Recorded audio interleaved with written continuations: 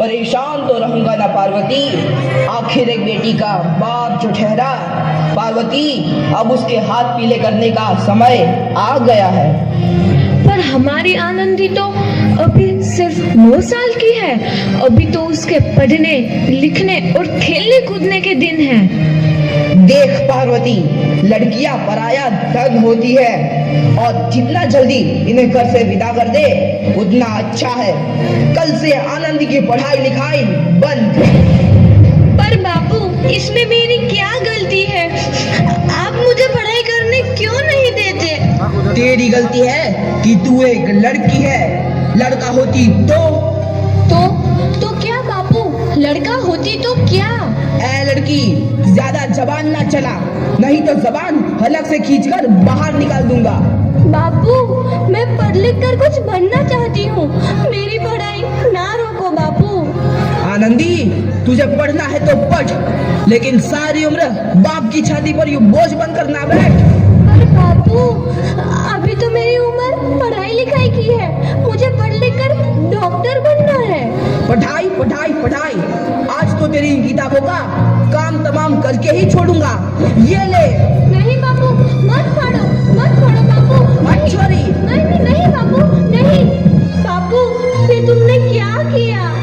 तुमने मेरी इन किताबों को ही नहीं फाड़ा बापू, मेरी किस्मत फाड़ दी, मेरी किस्मत। ये कापी किताबें ना सिर्फ छोरों के हाथ में अच्छी लगती है, लड़कियों के हाथ में तो सिर्फ मेहंदी अच्छी लगती है, मेहंदी। पर बापू, मैं लड़की हूँ तो क्या हुआ?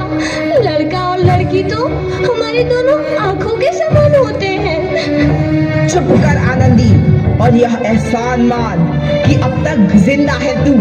कहीं बचपन में गला दबा कर मार दिया होता तो यह तेरी बकबक नहीं सुननी पड़ती आज। पर बापू, मुझे चूल्हा जलाना अच्छा ना लगे है। देख छोरी, जितना जल्दी हो तू चूल्हा जलाना सीख ले, उतना ही अच्छा है तेरे लिए। और हाँ, तेरा ब्याह तो होगा, वो भी कल के कल। अबला जीवन है तुम्हारी यह कहानी। आंचल में है दूध और आंखों में है पानी। मुझे माफ कर दे बेटी, तेरे बापू के जिद के आगे मेरी एक न चलेगी। माफ कर दे बेटी, मुझे माफ कर दे। इस प्रकार मात्र 9 वर्ष की छोटी उम्र में आनंदी का विवाह गोपाल राव जोशी से हो गया। बाल विवाह एक सामाजिक कुरीति है और इस कुप्रथा का शिकार होना पड़ा आनंदी को। 5 वर्ष बाद आनंदी 14 साल की हो गई है। उसके घर एक शिशु ने जन्म लिया है। देखते हैं आगे क्या हुआ। देखिए ना, इसे क्या हो गया है? इसका माथा तो अंगार की तरह तप रहा है। इससे तो बहुत तेज बुखार है। आप बिना कुछ भी बोलते हैं, दीजिए मुझे। माधव, जल्दी से वैद्य जी को बुला के लाओ। जी, अभी बुला के लाता हूँ। ये तुम क्या कर रही हो आनंदी? भगवान की विभूति लगा रही हूँ। बस करो आनंदी, ये सब अंधविश्वास है। अरे आप यकीन तो कीजिए, भगवान की कृपा से इसका माथा ठंडा हो रहा है और बुखार भी उतर गया है ना बाबू? देखिए, दीजिए मुझे। उठो बाबू, आंखें खोलो, तुम्हें तुम्हारी माँ बुला रही है। आंखें खोलो, देखिए ना इसे क्या हो गया है। आंखें भी नहीं खोल रहा। आंखें खोलो बेटा। आप चुप क्यों है? आंखें खोलो बेटा, आंखें खोलो। आनंदी, हमारा बेटा कभी आंखें नहीं खोलेगा। नहीं, ऐसा नहीं हो सकता। मेरे बेटे को मुझसे कोई नहीं छीन सकता, कोई नहीं छीन सकता। पागल मत बनो आनंदी। माधव,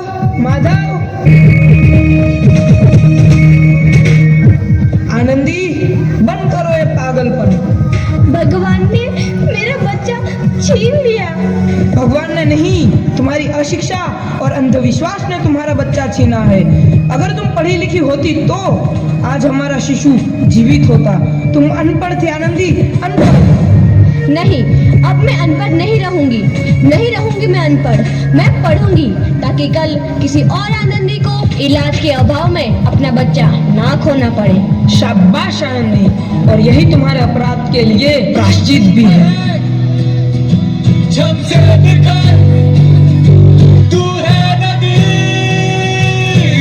आनंदी, तुम्हारी 12वीं का परिणाम आ गया है। तुमने पूरे कॉलेज में प्रथम स्थान अर्जित किया है। आनंदी, तुम्हारी मेहनत रंग लाई है। तुम्हें शिक्षा वृत्ति मिली है। ये लो तुम्हारे अमेरिका जाने की टिकट। मुझे शिक्षा वृत्ति मिल गई। मैं अमेरिका जा रही हूँ, पर ये सब मैं अकेले कैसे कर पाऊंगी? आनंदी, अपने आप को इतना कमजोर क्यों समझ रही हो? फिर इतना पढ़ने लिखने का क्या फायदा? तुम अभी गवार की गवार नहीं हूँ मैं अब गवार।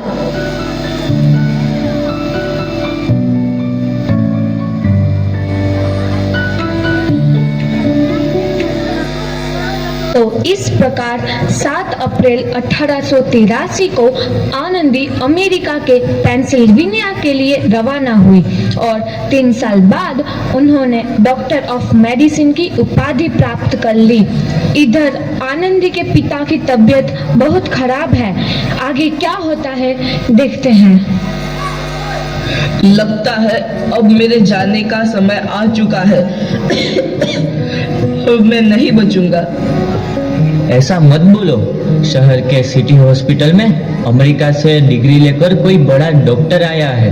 एक बार वहां चलकर दिखा लेते हैं। हाँ, सही बोला भैया। कम से कम दिल को तसल्ली तो मिल जाएगी। हाँ हाँ, चलो चलो जल्दी हॉस्पिटल चलते हैं।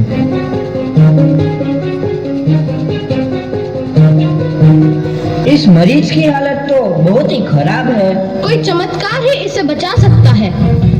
ऐसा मत बोलो भाई। डॉक्टर साहब कब तक आ जाएंगे? लो आ गई डॉक्टर मैडम। डॉक्टर मैडम जल्दी देखिए, मरीज की हालत बहुत ही खराब है।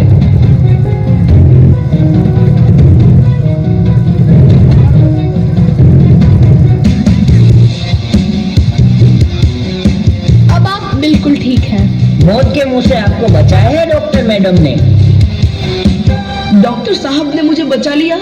मुझे मिलना है डॉक्टर साहब से। डॉक्टर साहब नहीं, डॉक्टर मैडम बोलो। डॉक्टर मैडम, उन्होंने ही तुम्हें जीवन दान दिया है। लो आ गई डॉक्टर मैडम, मिल लो उनसे। डॉक्टर मैडम, आपका बहुत बहुत धन्यवाद। आपने मेरी जान बचाई। इसके बदले में मैं गरीब भला आपको क्या दे सकता हूँ? वचन वचन चाहिए मुझे कि कभी ये नहीं कहोगे कि लड़कियां कुछ नहीं कर सकती।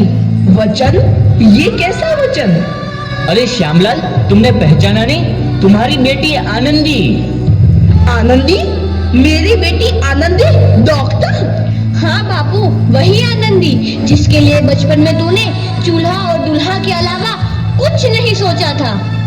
आनंदी, आनंदी मेरी बेटी, मुझे माफ कर दे। मैं तेरा गुनहगार हूँ बेटी। नहीं नहीं बापू, वही आनंदी जिसके हाथ पीले करके तुम उसकी सारी जिंदगी काला कर देना चाहते थे। माफ कर दे मुझे मेरी बच्ची, माफ कर दे। मैं तेरा अपराधी हूँ मेरी बच्ची, माफ कर दे। नहीं बापू, मैंने तो तेरा एहसान चुकाया है। याद है ना अपना एहसान जो बचपन में तुमने मुझ पर किया था? ताने सुना सुना कर जीते जी मार डाला था मुझको। अब बोल, और किस किस को मारेगा? आनंदी बेटी, मुझे माफ कर दे मेरी बच्ची। मैं तेरा गुनहगार हूँ। बापू, आपने ही तो बोला था किताबें सिर्फ बेटों के हाथ में अच्छी लगती है, बेटियों के हाथ में तो सिर्फ मेहंदी। बेटों और बेटियों में फर्क करना दो आंखों में फर्क करने समान है।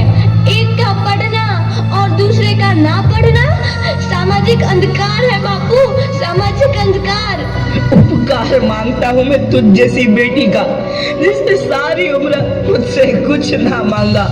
मांगा तो सिर्फ बराबरी का दर्जा। वरना सच तो यह है कि मैं तेरी माफी के लायक भी ना हूँ। मुझ जैसा बाप तेरी बराबरी कर सके उसके मैं लायक भी ना हूँ मेरी बेटी, मैं लायक भी ना हूँ। अपने बापू को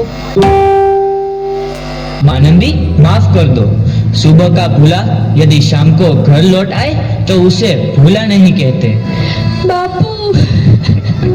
तो इस प्रकार आनंदीबाई जोशी ने अपनी मेहनत और अटूट इरादे से न केवल भारत की पहली महिला डॉक्टर बनी, बल्कि आगे चल के उन लड़कियों के लिए सुनहरा रास्ता दिखा गई जो जीवन में कुछ करना चाहती थी।